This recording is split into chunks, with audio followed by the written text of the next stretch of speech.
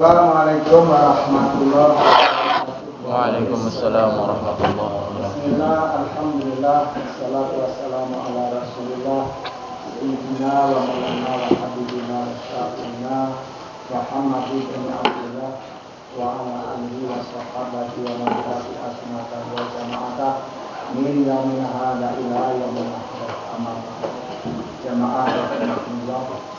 Kami mengucapkan syukur kepada Allah SWT atas berbagai macam nikmat dan rahmat yang telah dianugerahkan kepada kita, sehingga kita juga masih dalam rangka mensyukuri nikmat. Salawat dan salam mari kita panjatkan kepada Allah SWT.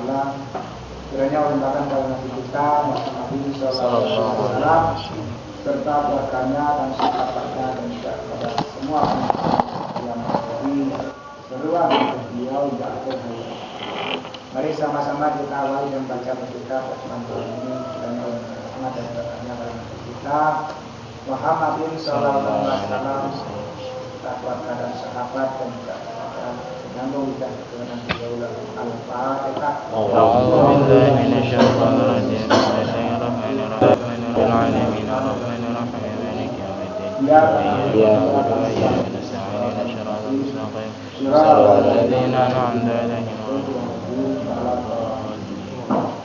Dan semoga bermanfaat untuk orang kita, kakek nenek kita, saudara-saudara yang sudah berada, semua guru kita dan gurunya guru kita, juga orang-orang yang telah berjasa kepada kita, dan kaum muslimin dan semua umumnya kepada Al-Fatihah. A'udzubillahi minasyaitonir rajim. Bismillahirrahmanirrahim. Alhamdulillahi rabbil alamin arrahmanirrahim maliki yaumiddin. Iyyaka na'budu wa iyyaka nasta'in. Shiratal mustaqim. Shiratal ladzina an'amta 'alaihim. Dan khususnya beliau Syekh Ahmad bin Muhammad bin Asrar Asani, juga pada Syekh Ahmad Tabi'in bin Abadas dari Lagun Al-Fatihah. A'udzubillahi minasyaitonir rajim. Bismillahirrahmanirrahim. Alhamdulillahi rabbil alamin arrahmanirrahim maliki yaumiddin. Iyyaka na'budu wa iyyaka nasta'in. Shiratal mustaqim. Shiratal ladzina an'amta 'alaihim ghairil maghdubi 'alaihim waladdallin. Assalamualaikum warahmatullahi wabarakatuh. Wa amalana kita dapat sekali di dalam amin amin. Wa qala Busairi idza wujita fi syaratun ila tu'ah. Nah, yang terakhir ada ini untuk kepuasan nafsu.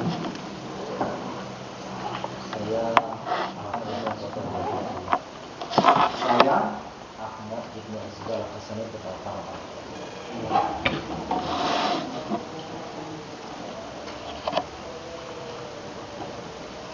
Itu kanan. Itu sudah. Yang terakhir sabda Nabi SAW itu. Oh.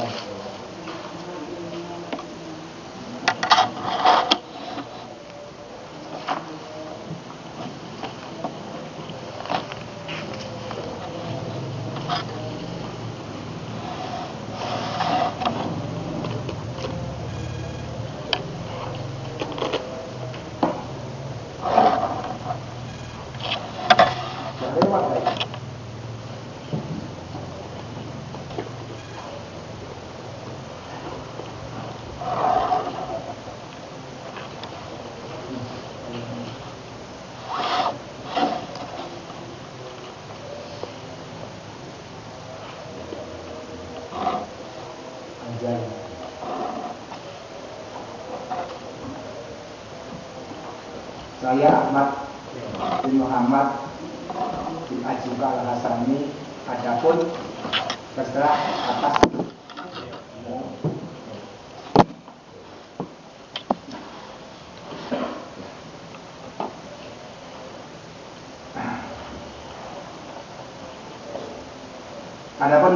atas pembagian atau kelengkapan pada ketetapan itu menyenangkan atau tidak, kurang atau lebih, namanya ketetapan takdir. Ya, Allah dalam azalinya maka sesungguhnya telah terdahulu pembahasannya itu kan. Nah, pada hikmah yang sebelumnya itu ayo ya ayo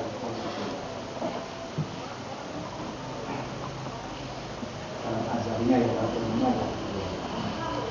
maka sesungguhnya telah terdahulu pembahasannya pada hikmah sebelumnya. Sudah tulis? Sudah dulu? Belum selesai.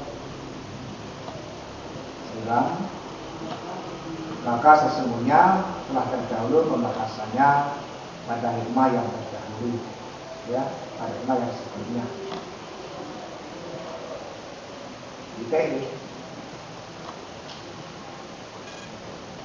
Dan adapun orang yang selalu disibukkan hatinya untuk zuhud kepada Allah, dan adapun orang yang selalu disibukkan hatinya untuk zuhud, untuk menyaksikan Allah, menyaksikan dalam segala halnya, selalu misalnya hanya Allah, hingga ia lupa untuk mengemis atau meminta-minta. Jadi orang sih kalau sudah sibuk, ya, pandangan hati kepada Allah, sudah tidak sempat lagi. Yang namanya minta itu tidak berani, paling takut. Karena dia sudah zuhud sebelumnya terhadap ketetapan yang telah berlaku dalam azaliyah, kata Syekh Ahmad bin Muhammad bin Asibah Al-Hasani. Ya, ini nasab dia ini yang punya kitab Iqadul Hikam. Ahmad bin Muhammad bin Asibah Al-Hasani yang memiliki kitab yang bertemakan Iqadul Hikam, membangkitkan semangat. Itu menjabarkan hikmah yang kedua, terutama dalam adab ala sholat ibadah, ala kismati wasdiholan di admas alati dan kemarin kan sebenarnya itu saya atau lafaz itu atau mantan itu yang ibadah dijabarkan oleh sahabat yang Asibah seluas ini.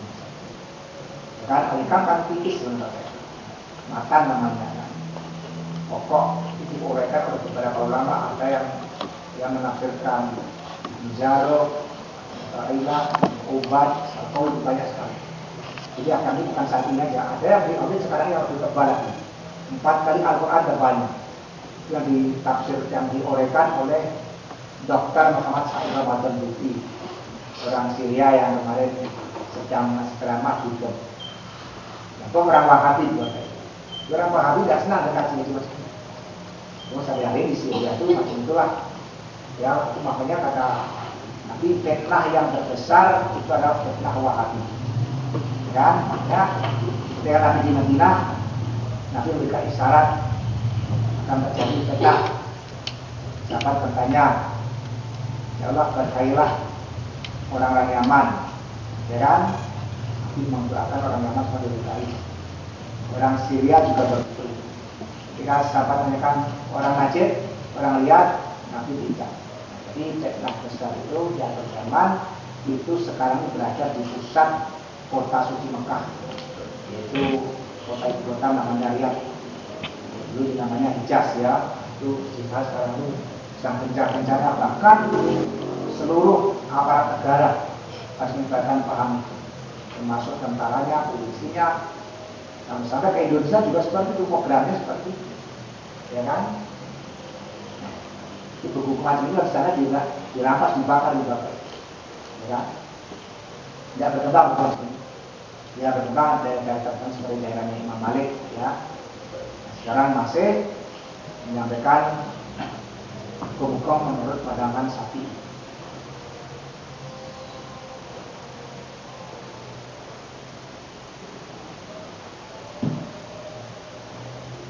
Jadi lupa untuk mengemis atau meminta kepada Allah.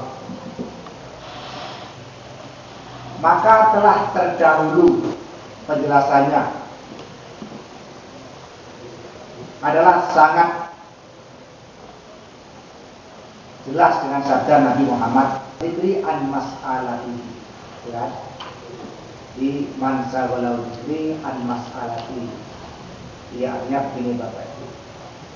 Siapa-siapa yang Allah sibukkan hatinya untuk bersamaku, mengingat masih bersama, dia menyadari sepenuhnya ya di dalam tubuhnya hanya Allah. Kalau sama dia, jadi kapan lagi dia meminta? Ketika terjadinya yang tidak disukai ya Allah. Ketika terjadi yang sukai juga Allah. Ketika terjadi kegagalan juga Allah. Ketika terjadinya keberatan juga Allah. Sehingga tidak sedih. Dan sedih sudah paham benar bahwa semua itu digerakkan oleh satu tenaga yang sangat super, itu Allah. Kalau sudah paham itu, apalagi berdoa, ya, bukan berarti kita tidak berdoa, tapi ingat sabda Nabi tadi, kalau orang sudah disibukkan untuk menyatakan itu, ya tentu dia tidak akan lagi, dia lupa untuk menceritakan kepentingan, untuk menceritakan maksudnya dan tujuan kehidupan. Inilah yang kita harapkan pada kekuatan syariat. Sehingga doa itu sebenarnya hanya sekedar, ya kan, ibadah ijabah. Doa itu bukanlah suatu tujuan untuk merubah yang selama ini sudah dikatakan orang tidak berhubungan. Doa bagi Nabi, bagi orang lain, bagi penduduknya hanya sebatas menunjukkan bahwa kita betul-betul orang yang lemah dan miskin dan selalu butuh Tuhan. Jangan biarkan untuk merubah sesuatu telah dikatakan oleh azali yang tidak butuh. Ya, kita orang sudah banyak ingat yang benar, tidak sempat Nabi dan tidak, ya kan? Sehingga Nabi itu dua ditawar, ya kan? Saking sibuknya Nabi dengan Tuhan itu kebersamaannya tidak pernah putus-putus, sehingga dari hari-hari Nabi selalu mendapatkan indikasi perintah caci maki. Sehingga ketika Jibril mohon izin kepada Nabi, ya Rasul izinkan saya, ya kan? Nah, jawab Nabi satu, yang cocok untuk saya tidak ngerti. Apa yang cocok untuk saya? Tidak ngerti. Apa sudah balak saya hilang, musibah jauh, saya tidak ngerti yang itu. Pemurah sedikit juga saya tidak ngerti. Karena saya tidak sempat lagi minta. Nanti saya minta A ternyata salah, minta B ternyata salah, lebih baik saya pilih. Ya kan? Iman arafal haq, ya. Kalau lisan orang yang paham sama Allah itu pasti, ya, berat lidahnya menyebutkan, mengatur, menceritakan keadaan sehari-hari. Kalau memang juga oleh, ya, doa ya berdoa, tapi kalau tidak ya tidak. Ini tidak harus selalu pada doa tidak. Makanya saya diambil itu ketika ada orang datang, ya, untuk supaya orang tuanya sehat. Hanya seorang itu datang membawa, ya, untuk mas kawin, untuk maharnya emas 1 suku. Kasihan sama ayah, berkatakan bahwa orang tuanya sakit keras. Lalu lelaki tadi nunggu, kok belum mulai ayah itu ayah, gitu kan maksudnya. Tapi ayah itu orangnya alim. Akhirnya dengan, ya, firasat yang datang itu, akhirnya ayah sampaikan kepada lelaki tadi, kau balik. Orang tua kamu sudah sehat, masih bawa lagi, ya kan? Ternyata sadar rumah orang sudah sehat, ya kan? Jadi orang macam itu permintaannya Bapak Ibu, ya, dan habis kan sudah jelaskan dalam hadis, ya kan? Jadi doanya tidak akan tertunda, ya kan? Makanya Allah turun pada sepertiga malam, ya kan? Nah, kalau menawarkan jasa siapa yang saya bantu, Jadi persoalan itu bukan persoalan manusia lagi, ya, itu sudah persoalan lain. Jangan dimanfaatkan seolah seperti malam kita perlu berdoa langsung nanti dapat, tidak seperti itu. Kalau jelas banyak tanya, banyak tanya. Di siapa-siapa yang Allah sibukkan hatinya untuk bersamaku atau bermunajat denganku, maka ia pasti jauh dari mengemis-ngemis kepadaku atau merasa malu untuk, ya, untuk membicarakan kepentingan nafsunya. Rata-rata manusia itu kalau berdoa pasti nafsu. Tidak ada kan? Rata-rata doa itu rata-rata nafsu. Karena ada kepentingan ya di balik bacaan doa tadi. Kan banyak contoh orang itu sedekah. Sedekah itu ada motif tersendiri Bapak Ibu, supaya nanti begini dan begitu. Ya kan? Tapi itu harus kita hindari. Selanjutnya Syekh Al-Wasiti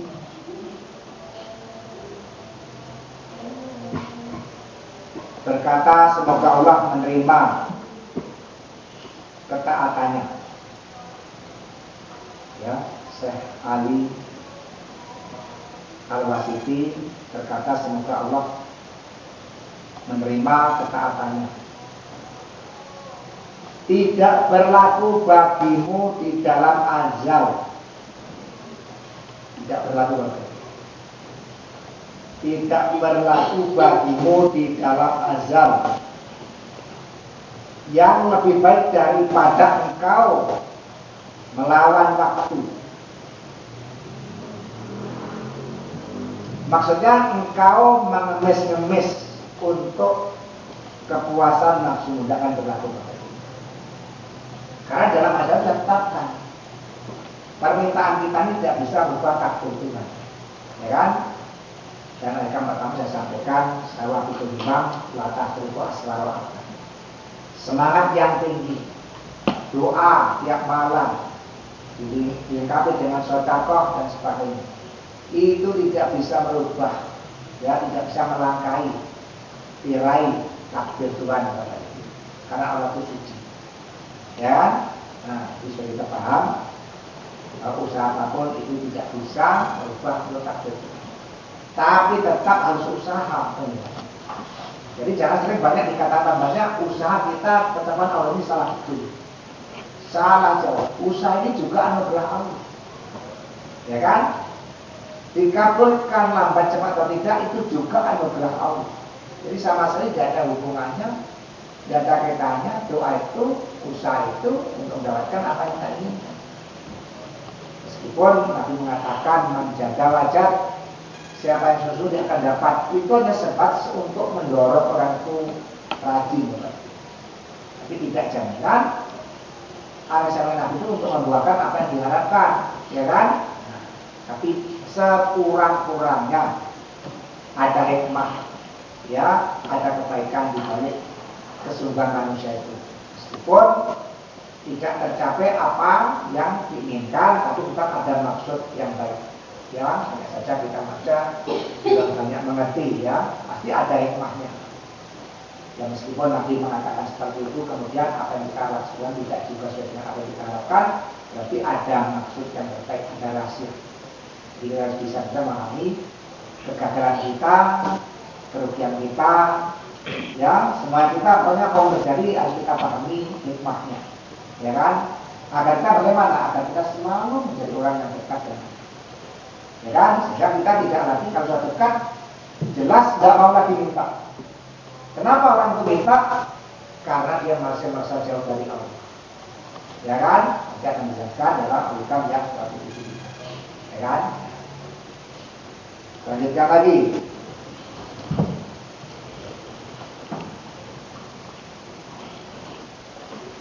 Imam Al-Qusairi berkata, lupa tokoh kasar semua berarti. Imam Al-Qusairi berkata, bila di dalam hati seorang hamba diperdapat informasi dari Allah atau isyarat atau pemberitahuan atau dorongan, Imam Al-Qusairi berkata, ini terangi Bapak Ibu, enak, bacanya enak nyarinya kan.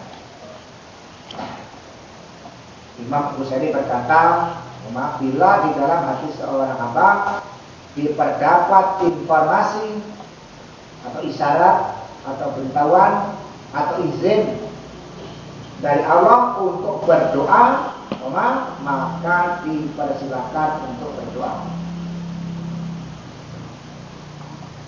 Kalau ada yang diminta yang mendatang untuk berdoa, ya berdoa. Kalau tidak, lebih baik kita diam, mengajar maksudnya kan. Sebenarnya puncak daripada doa itu merasa hina diri, merasa miskin, merasa berutangnya doa. Ya kan?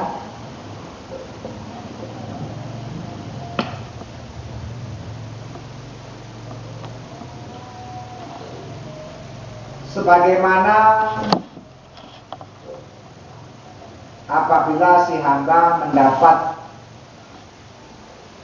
ya, sebagaimana apabila si hamba mendapati dalam ilmunya atau hatinya pantas atau sesuai atau tumbuh serta terbuka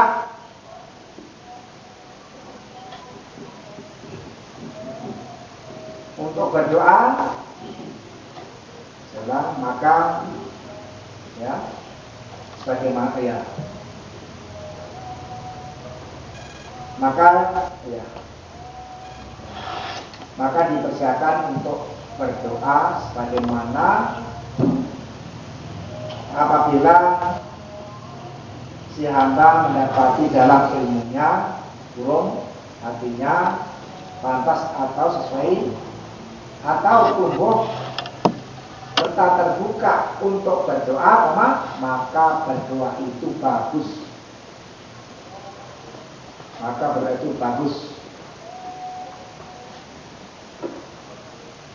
Dan bila si hamba mendapat dalam hatinya tidak terbuka untuk berdoa,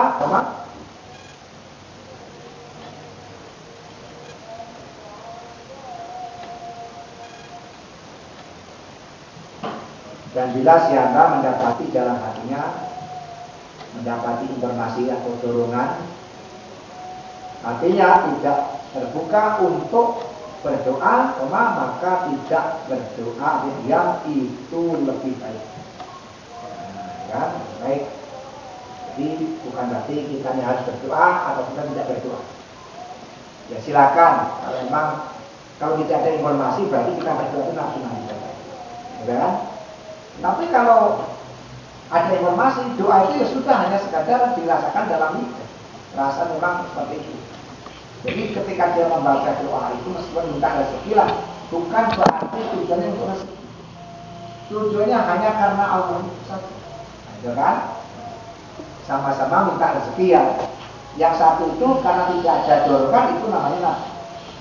Yang satu juga minta rezeki tapi memang ada informasi. Berarti itu namanya benar-benar ya informasi tujuan berdoa. Makanya Bapak itu sekali satu pakai kerjakan itu, jangan kita ikut-ikutan orang panjang doa kita berdoa. Orang sembahyang malam kita ikut sembahyang, itu namanya tidak ada dorongan dari ya informasi Tuhan. Jadi makanya terlebih dahulu kita renungkan sebelum kita jatuh, maka usulan hakikat dari pada kita. Ya, jadi jangan mendengarkan seruan kanan kiri depan belakang. Jadi jangan sampai kita mendengarkan dari makhluk, padahal itu langsung kita ikuti. Ya, jadi dia teruskan dulu, ingatkan dulu, hanya karena Allah. Ya, baru kita berdoa. Jadi doa kita bukan karena mengikuti kanan kiri kita, bukan menginginkan seperti kanan kiri kita, hanya karena keinginan Allah seperti itu.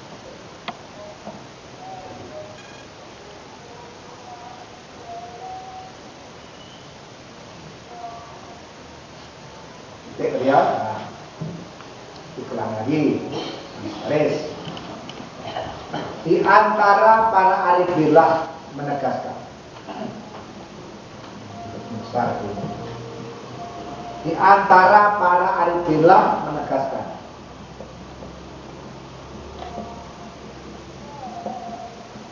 Saya tidak pernah, ya, saya tidak pernah minta sesuatu kepada Allah dengan lisanku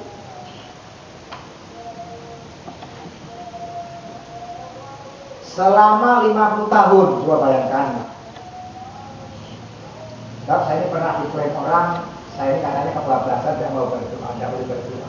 Ini dasar. Bukan tidak mau berdoa itu memang anti doa, anti berdoa, tidak. Ya kan jangan tunggu untuk berdoa. Ya, di antara para ahli bilah, orang ahli ketuhanan itu memberikan penegasan, ya, saya tidak pernah minta sesuatu kepada Allah dengan lisanku selama 50 tahun. Ya, selama 50 tahun. Dan aku juga tidak berdoa, ya, dan aku juga tidak berdoa dan juga tidak ingin didoakan. Nah, ini Bapak. Ya, nah, ini sebenarnya yang harus kita pahami.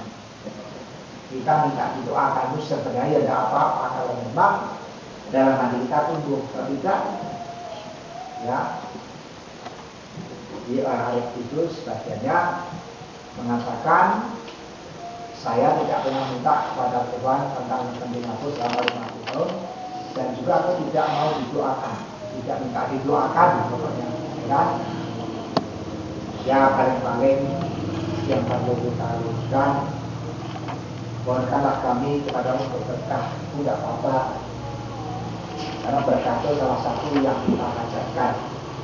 Karena berkah itu nanti bentuknya kekuatan, ketenangan, ya, kebahagiaan, keikhlasan, kekhusyukan, itu namanya berkah. Ya.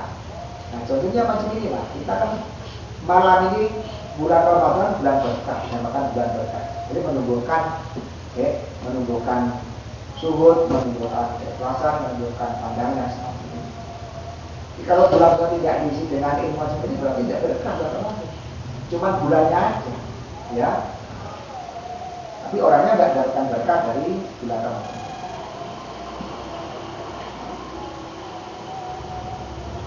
Dan saya juga tidak ingin didoakan oleh siapapun, ya, oleh siapapun. Titik, ya, sekian. Titik benar. Lagi kan? Karena waktu cepat, ya. Sampai sini dulu. Assalamualaikum warahmatullahi wabarakatuh. Waalaikumsalam.